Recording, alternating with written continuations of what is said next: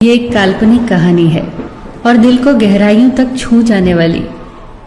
एक बार स्वर्ग में विचरण करते हुए कृष्ण और राधा एक दूसरे के सामने आ गए। विचलित से कृष्ण, प्रसन्नचित से राधा। कृष्ण सकपकाए, राधा मुस्कुराई। इससे पहले कि कृष्ण कुछ कह पाते, राधा बोल उठी, कैसे हो द्वारिकाधीश। जो राधा उन्हें कान्हा कान्हा कहकर बुलाती थी, उसके मुख से द्वारिकाधीश का संबोधन कृष्ण को भीतर तक घायल कर गया। फिर भी किसी तरह अपने आप को संभाल लिया उन्होंने और बोले राधा से, मैं तुम्हारे लिए आज भी वही कान्हा हूं। तुम तो मुझे द्वारिकाधीश मत कहो। आओ बैठते हैं। कुछ मैं अपनी कहता हूं, कुछ तुम अपनी सुनाओ।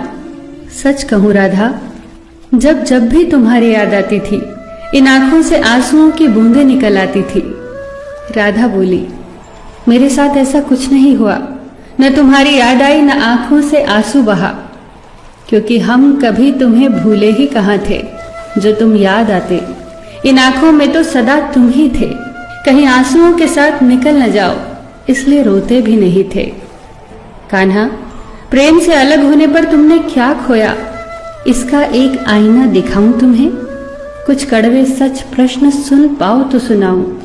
कभी सोचा है इस तरक्की में तुम कितने पिछड़ गए।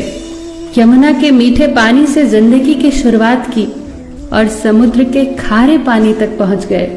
एक उंगली पर चलने वाले सुदर्शन चक्र पर भरोसा कर लिया और 10 उंगलियों पर चलने वाली बांसुरी को भूल गए। कान्हा, जब तुम प्रेम से जुड़े थे तो जो उंगली गोवर्धन पर्वत उठाकर लोगों को विनाश से बचाती थी, प्रेम से अलग होने पर वही उंगली क्या क्या रंग दिखाने लगी। सुदर्शन चक्र उठाकर विनाश के काम आने लगी। कान्हा और द्वारिकाधीश में क्या अंतर होता है बताऊं? कान्हा होते तो तुम सुदामा के घर जाते, सुदामा तुम्हारे घर नहीं आता। युद्ध में और प्रेम में यही तो फर्क होता है। युद्ध में आप मिटाकर जीतते हैं और प्रेम में आप मिटकर जीतते हैं। कान्हा, प्रेम में डूबा हुआ इंसान दुखी तो रह सकता है, पर किसी को दुखी नहीं कर सकता। आप तो कई कलाओं के स्वामी हो, स्वप्न दूरदृष्टा हो, गीता जैसे ग्रंथ के दाता हो, पर आपने ये क्या निर्णय लिया?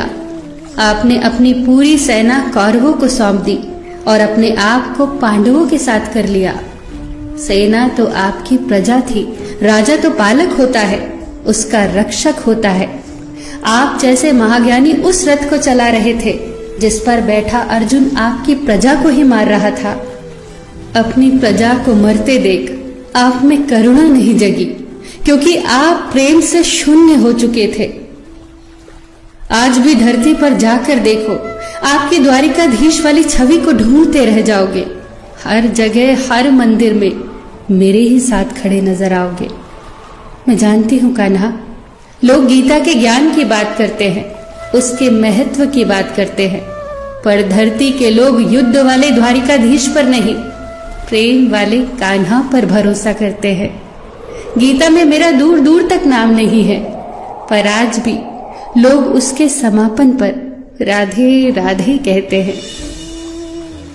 ये कहानी काल्पनिक जरूर है, पर इसके भीतर छिपी सीख बहुत महत्वपूर्ण है। श्री कृष्ण के पास कभी किसी प्रश्न का उत्तर ना हो, ऐसा तो हो ही नहीं सकता, परंतु राधा द्वारा लगाए गए प्रश्न चिन्हों पर कान्हा मौन रहे। यही तो है प्रेम में समर्पण का भाव। पराक्रम में हमें हर किसी को हराना होता है, तब भी हम जीतकर भी हार जाते हैं, परंतु प्रेम में एक ही कईयों का दिल जीत लेता है। सही कहा है कि छोटी सी उंगली पर पूरा गोवर्धन पर्वत उठाने वाले भगवान श्री कृष्ण छोटी सी बांसुरी को दोनों हाथों से पकड़ते थे। फिर मिलेंगे दोस्तों अगली कहानी के साथ। तब तक के लिए अपना ख्याल रखना और हमेशा मुस्कुराते रहना।